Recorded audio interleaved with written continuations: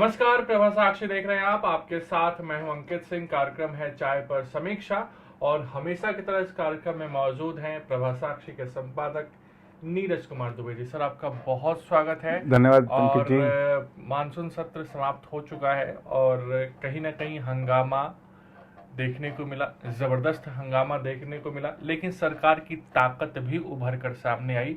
और ऐसे समय में ये ताकत सामने आई है जब चुनाव में 9 या 10 महीने का वक्त बचा हुआ है जी। अविश्वास प्रस्ताव पर जो चर्चा हुई उसमें भी सरकार की ताकत देखने को मिली। चाहे वहीं दिल्ली सर्विस बिल पे जो वोटिंग हुई उसमें भी सरकार की ताकत उभर कर सामने आई। और सरकार के पक्ष में कितने लोग हैं और विपक्ष में कितने लोग हैं ये भी साफ तौर पर जाहिर हो गया। और कहीं ना कहीं ये आत्मविश्वास सरकार और भाजपा की बढ़ाने वाली बात है। शुरुआत इसी से करते हैं कि संसद के मानसून सत्र से सत्ता पक्ष को हासिल क्या हुआ, विपक्ष को क्या हासिल हुआ और देश की जनता को क्या हासिल हुआ। जी, पहले बात करते हैं देश की जनता को क्या हासिल हुआ।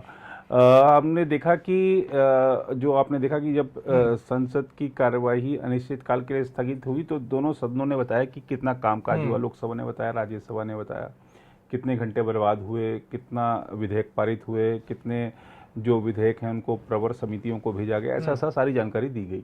तो मैं एक औसत निकाल के बात करता हूं आपसे। तो औसत अगर हम देखें तो संसद के मानसून सत्र में जो कामकाज हुआ, यानी कि जो कार्य उत्पादकता रही, वो 45% से कम की रही। अब आप मुझे बताइए कि कोई छात्र अगर 45% से कम अंक लेकर आता है, उसको कौन से स्कूल में, कौन से कॉलेज में बढ़िया में दाखिला मिल जाएगा। उसका उसके भविष्य पर उसके घर वाले भी सवाल उठाएंगे, बाहर वाले तो सवाल उठाएंगे ही।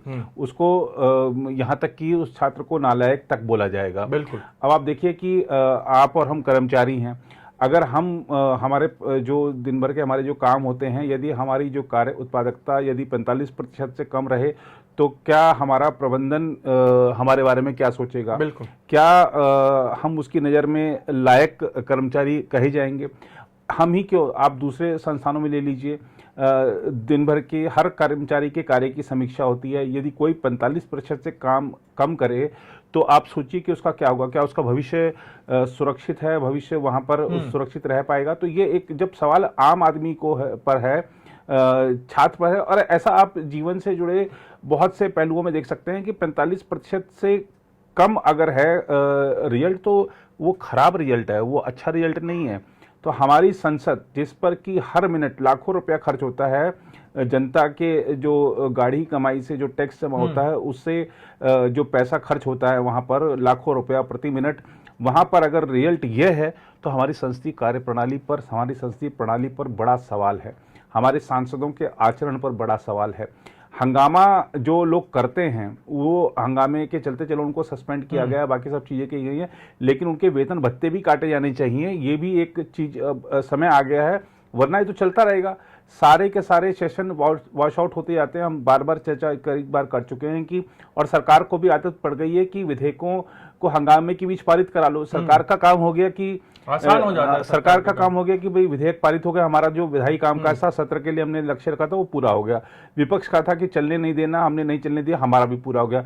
विपक्ष भी जीत गया, सत्ता पक्ष भी जीत गया, जनता हार गई। अब आप बताइए कि मुझे जो सरकार कह रही कि 17-18 विधेयक पास हो गए हैं, उस विधेयक के पर कोई अगर चर्चा नहीं हुई है तो आप सोचिए कि जो जनता है उसको पता ही नहीं कि हंगामे के बीच में उसके लिए क्या क्या कानून बन गए हैं, है ना। और अब जब वो कानून बन गए हैं तो विपक्ष के ऐसे बहुत सारे लोग होंगे जो कि शोर मचाएंगे कि उसके वो प्रावधान सही नहीं, उसके वो प्रावधान सही नहीं, लेकिन जब चर्चा का समय था वो वक्त गंवा दिया गया हंगामे में। तो सवाल ये है कि चलो सत्ता पक्ष जीत गया, विपक्ष जीत गया अपने उद्देश्य में, लेकिन जनता के तो जो सपने थे, जनता के जो लक्ष्य थे वो तो पूरे नहीं हो पाए। तो और आप देखिए कि ये जो पूरा सत्र था, और लोग कह रहे थे प्रधानमंत्री ने मणिपुर पे नहीं बोला, प्रधानमंत्री ने सत्र के पहले दिन ही मणिपुर पर बोल दिया था, सत्र के शुभारंभ से पहले ही बोल दिया था। और जब अविश्वास प्रस्ताव पर चर्चा के बाद उन्होंने जब जवाब दिया तब तो उन्होंने विस्तार से सारी जानकारी दी। उससे पहले गृहमंत्री ने बहुत विस्तृत तरीके से सारी स्थिति का वर्णन किया। अब आपने जिद कर ली थी कि हमको भाई संसद सत्र नहीं चलने देना है, तो आपने नहीं चलने दिया। आपने कहा कि मणिपुर के मुद्दे पर प्रधानमंत्री जवाब दें, तो उस विषय को आपने इस तरीके से उठाया प्रतिष्ठा का प्रश्न बना लिया और ये सारा का सारा सत्र बर्बाद हो गया। और इस सब से क्या है कि हमारी संसदीय प्रणाली के प्रति जन आस्था कम हो रही है और लोकतंत्र के जो सर्वोच्च मंदिर है उसके प्रति यदि आस्था कम होती है तो ये हमारे जनप्रतिनिधियों की वजह से ऐसा हो रहा है जो इस तरीके का हंगामा करते हैं। जो आप देखिए कि आप और हम या मान लीजिए और भी लोग हैं, हमसे अपेक्षा की जाती है कि मर्यादित आचरण रखें, संयमित भाषा का उपयोग करें, लेकिन वहाँ किस तरीके की भाषा का उपयोग हुआ। निजी हमले होते थे, इस बार बेहद निजी हमले हुए। हम बात कर रहे हैं, मैं देख रहा था कि बहुत सारे जो लोग थे सोशल मीडिया के विभिन्न मंचों पर सवाल पूछे जा रहे हैं कि किसका भाषण अच्छा लगा। हर पार्टी के नेता का पूछे किसका भाषण अच्छा लगा, उसका भाषण कैसा लगा, इसके भाषण को आप कितने अंक देंगे। सवाल अंकों का नहीं है, सवाल ये है कि वहाँ पर आप देखिए कि क्या इस बार का जो अविश्वास प्रस्ताव पर चर्चा थी किस तरह से बेहद निजी हमले हुए। बात सिर्फ मणिपुर की हुई थी, लेकिन जिस तरह से एक दूसरे के कार्यकाल के दौरान हुए दंगों, हिंसा से जुड़े जख्म कुरेदे गए, वो कोई अच्छी बात नहीं थी। तो ये हम एक जगह हम मलहम लगाने की बात कर रहे हैं हम, लेकिन दूसरे का जख्म भी कुरेद रहे हैं, तो ये एक अच्छी बात नहीं थी। तो ये शांति ऐसे नहीं आती है। शांति के लिए ठीक है आपने प्रस्ताव पारित कर दिया, अच्छी बात है वहाँ पे लोकसभा में, लेकिन शांति के लिए मिलकर काम करना चाहिए और वो एक सौहार्दपूर्ण वातावरण भी होना चाहिए। तो पक्ष विपक्ष दोनों ही इस वातावरण को बनाने में नाकाम रहे। अब आप कहते हैं कि देखिए ये जो चर्चा हुई इसमें जो मैं कह रहा था कि लोग कह रहे थे कि भाई हमने इस नेता का कैसा रहा भाषण, उस नेता का कैसा रहा, कितने अंक किसको देंगे। ये अविश्वास प्रस्ताव पर चर्चा पहली बार नहीं हुई है भारतीय संसद में, पहले भी हुई हैं। और पहले का विपक्ष आपने अगर उस समय की कवरेज नहीं की हो या मान लीजिए उस समय का नहीं देखी हो बहस, तो आप YouTube पे आज देख सकते हैं। विभिन्न बहुत सारे ऑप्शंस मौजूद हैं जिन पर आप देख सकते हैं उस समय के भाषण। विपक्ष के नेता के तौर पर अटल बिहारी वाजपेयी क्या कहते थे, लालकृष्ण आडवाणी क्या कहते थे, सुषमा स्वराज क्या कहती थी, वाला भयान, अरुण जेटली क्या कहते थे, प्रमोद महाजन क्या कहते थे। उनके जब भाषण होते थे तो सन्नाटा होता था, पक्ष के लोग भी सुनते थे, देश सुनता था, क्योंकि वो तर्कों के साथ और संयमित और जो संसदीय जो शब्दावली है उसके सहारे सरकार पर निशाना साधते थे, सटीक निशाना साधते थे। देश सुनता था विपक्ष के नेताओं को, सत्ता पक्ष को से ज्यादा उस समय विपक्ष के नेताओं को सुना जाता था। तो ये आज के विपक्ष को दर्जा क्यों नहीं है? क्योंकि आप सिर्फ निजी हमले कर रहे हैं। आपने भारत माता की हत्या की बात करी, इसको कोई भी स्वीकार नहीं कर सकता है। देखिए ये जो ठीक है कि आपकी भावनाएं थी, आप शायद उद्वेलित हो गए हों या आपका कोई गलत इरादा नहीं था, वो एक अलग विषय हो सकता है, लेकिन भारत माता की हत्या कभी नहीं हो सकती है। और हम 140 करोड़ भारतीय लगभग हैं और ये बात तय है कि हर भारतीय के शरीर में जब तक रक्त की एक भी बूंद है तब तक भारत माता की और कोई आंख उठाकर नहीं देख सकता। ये हर भारतीय की भावना है। तो भारत माता की हत्या ये शब्द ही गलत है। आपने बहुत ये ठीक है कि आपका गलत इरादा नहीं होगा, ऐसा माना जा सकता है, लेकिन ये आपने एक तरह से बीजेपी को हमला करने का मौका दे दिया और हमला उन्होंने और किया भी जिस तरीके से लेकर। तो कांग्रेस को ये देखना होगा कि वो अधीर रंजन चौधरी और राहुल गांधी को ये कहे कि भैया आप चुप रहो, बाकी लोग बोल लेंगे। जैसे मनीष तिवारी बोले, मनीष तिवारी ने तर्कों के साथ बात रखी। गौरव गोगोई का भाषण देखिए, क्या अच्छा भाषण था गौरव गोगोई का। और विपक्ष की ओर से जो महुआ मोइत्रा बोली, सुप्रिया सुले बोली हैं, करीमोजी ने हालांकि प्रभावित नहीं किया, लेकिन ऐसे बहुत सारे लोग थे जिन्होंने प्रभावित किया। तो आप सिर्फ जो हेडलाइंस बनाना चाहते हैं या सिर्फ जो खाली एक अटैक करके भाग जाना चाहते हैं, आप उनके भरोसे मत रहिए, वो आपकी मुसीबतें और बढ़ा देते हैं। अधीर रंजन चौधरी, राहुल गांधी कांग्रेस के लिए परेशानी का सबब बार बार बन रहे हैं। इनको आप दूसरे कामों में लगा सकते हैं, संगठन के कामों में लगा सकते हैं, दूसरे कामों में लगाइए, क्योंकि जिस उद्देश्य के साथ आपने इनको आगे किया है उसमें ये कांग्रेस को हानि पहुंचा रहे हैं। मुझे लगता है कि कांग्रेस को ने इस बार जो भी दिखा, और खासतौर पर एक चीज समझ नहीं आई कि आप जब एक तो आपने जिक्र किया कि एक दिन पहले राज्यसभा में हारे थे, तो एक हार के बाद दूसरी हार देखने का क्या आतुरता थी, उसके पीछे क्या कारण था। और प्रधानमंत्री जी ने पिछली बार अविश्वास प्रस्ताव पर चर्चा के दौरान जब अंत में अपना जवाब दिया था, उन्होंने कहा था कि जो अविश्वास प्रस्ताव नामक हमारा जो संवैधानिक प्रावधान है उसका कांग्रेस ने सदैव दुरुपयोग किया है। इस बार चूंकि सरकार गिर नहीं सकती थी, ये आंकड़े सबके सामने थे, तो भी आप लेकर आए अविश्वास प्रस्ताव, और उस अविश्वास प्रस्ताव पे 3 दिन चर्चा हुई। तीनों दिन कोई उससे देश को कोई फायदा नहीं हुआ। आपने इधर निशाना साधा, उधर वालों ने इधर निशाना साधा, तो ये भी एक दुरुपयोग ही था इस संवैधानिक प्रावधान का। जरूरत इस बात की थी कि जो बिल पेश किए गए थे उन पर चर्चा हो। जरूरत इस बात पर थी कि जो देश के समक्ष जो सामयिक समस्याएं हैं, जो प्रासंगिक जो मुद्दे हैं, उन पर चर्चा हो। उन पर चर्चा नहीं हुई, तो इसके लिए बहुत हद तक विपक्ष जिम्मेदार है, क्योंकि विपक्ष ने सरकार को, हमने देखा कि कई मंत्रियों को बोलने का मौका नहीं मिला। विपक्ष अगर सदन चलने देता और सरकार से जवाब मांगता तो सरकार को जवाब देना पड़ता, और हंगामा करके आप सरकार को वॉकओवर देते हैं, कृपया ये बंद कीजिए। बिल्कुल। और सर, जिस तरीके से एक हुआ था कि राहुल गांधी आएंगे, जोरदार भाषण देंगे, एक तो पहले दिन ही उन्होंने अपना नाम वापस ले लिया कि शुरुआत करेंगे, और गौरव गोगोई को आखिरकार शुरुआत करना पड़ा। दूसरे दिन उन्होंने जब भाषण दिया तो एक तो ऐसा लगा कि बेमन से बोल रहे हैं, और आखिर में जब जोर लगा के बोलने की कोशिश की तो ऐसे बयान दिए जिससे विवाद पैदा हो गया। खैर, आगे बढ़ते हैं सर। और जिस तरीके से राज्यसभा का हमने देखा, राज्यसभा में अविश्वास दिल्ली सर्विस विधेयक पर जो वोटिंग हुई, 131 102, इतना बड़ा फर्क था। केजरीवाल बोल रहे थे सेमीफाइनल है जी। क्या हुआ आखिरकार पूरा? देखिए, फ्लोर मैनेजमेंट में अगर हम देखें तो क्योंकि अमित शाह ने कहा दम है तो गिरा के दिखाइए। जी बिल्कुल। और फ्लोर मैनेजमेंट अगर हम देखें तो खासतौर पर 2014 के बाद से ही बीजेपी बहुत अच्छा करना सीख गई थी, लेकिन 2019 में आने के बाद और खासतौर पर जब अमित शाह गृह मंत्री बन गए और पीयूष गोयल के पास कमान आ गई, तो बहुत एक जो फ्लोर मैनेजमेंट है राज्यसभा का, खासतौर पर क्योंकि लोकसभा में तो इनका नंबर्स हैं, राज्यसभा में ही जरूरत थी, तो राज्यसभा में फ्लोर मैनेजमेंट इनका बहुत शानदार तरीके से रह रहा है।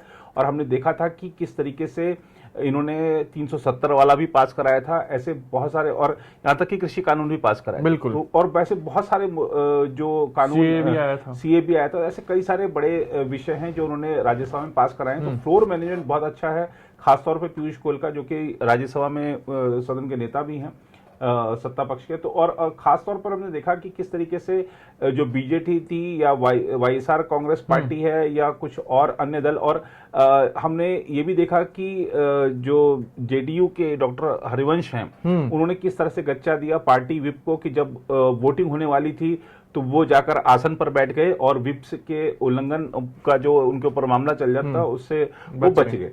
तो ऐसे यही इसको फ्लोर मैनेजमेंट बोलते हैं कि कब किसको क्या करना है।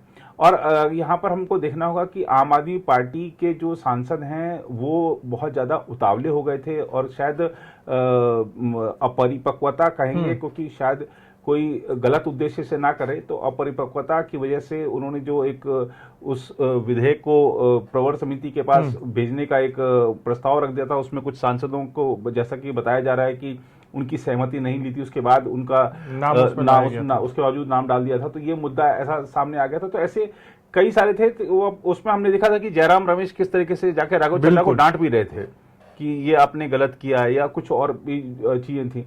तो और कांग्रेस उस तरीके से इसका विरोध भी नहीं कर रही है, क्योंकि आप देखिए कि ये जो जितने भी, जैसा कि अमित शाह जी ने कहा वहां पर अपना जब वो रिप्लाई कर रहे थे कि ये सब चीजें तो कांग्रेस की ही बनाई हुई है, इसमें तो हमने तो सिर्फ कुछ चीजें जोड़ी हैं, ये सब कुछ उनका बनाया हुआ है। तो और आज आप विरोध में खड़े हैं उसी चीज की, अपनी ही बनाई हुई चीज को। तो ये एक खासतौर पर हमको देखना होगा। यहाँ पर सिर्फ हम एक विधेयक की बात नहीं करेंगे, हमको ये चीज 2-3 चीजें और देखनी पड़ेंगी। जैसे अभी राघव चड्ढा जी का सस्पेंशन हुआ, उससे पहले संजय सिंह जी का हुआ, उससे अगर हम वहां देखें डेरेक ओब्रायन का भी रखा गया, अधीर रंजन जी का भी हुआ। तो ये जो सदन के नियम हैं या जो परंपराएं हैं, ये कोई प्रधानमंत्री मोदी ने या बीजेपी ने बनाए नहीं है, ये आज के नहीं है, शुरू से चल रहे हैं। और जब आज के जो विरोधी पक्ष है, जब वो सत्ता पक्ष में था, तो वो भी, उसके ऊपर भी जिम्मेदारी थी कि इन नियमों के हिसाब से ही सदन चले, इन नियमों का अनुपालन हर स्थिति में कराया जाए। तो जब आप भी कराते थे और आज वही नियम आप पर भी लागू हो रहे हैं, तो आप फिर आप उसका विरोध कर रहे हैं, आप दुरुपयोग का आरोप लगा रहे हैं, तो आप ऐसा करके जनता को भ्रमित कर रहे हैं। ये मत कीजिए, जनता सब जानती है कि नियम क्या है, आपको शायद पता नहीं है तो आप दोबारा से एक बार पुस्तिका पढ़ लीजिए, नियमावली शायद सभी को वो फ्री में भी अवेलेबल रहती है।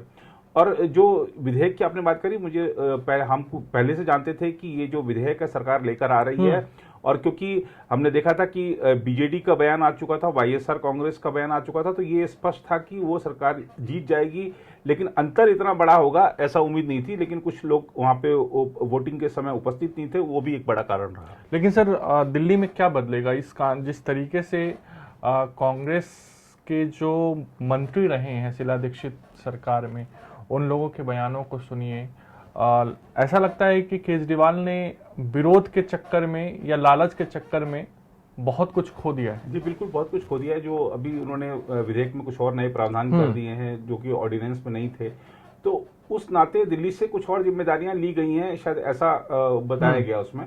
तो और खासतौर पे जैसा आपने कांग्रेस की बात करी कि कांग्रेस के जो उस समय के मंत्री हैं, उनके बयान मीडिया में आए भी हैं कि शीला दीक्षित ने कभी एहसास नहीं होने दिया कि ये सब अधिकार उनके पास नहीं है।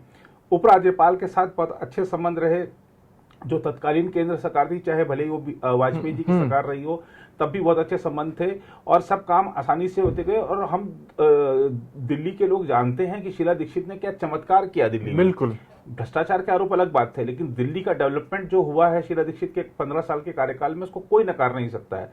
तो ये सब उसी अधिकार के तहत उन्होंने किए जो उनके पास अधिकार थे। तो आज के मुख्यमंत्री को और क्या चाहिए? आज का मुख्यमंत्री सिर्फ अगर सामंजस्य बना के काम करे तो वो भी वो सब काम कर सकता है जो शीला दीक्षित करके गई है, या उससे पहले मदन लाल खुराना करके गए, या साहिब सिंह वर्मा करके गए। तो आज के ही मुख्यमंत्री को ज्यादा अधिकार क्यों चाहिए?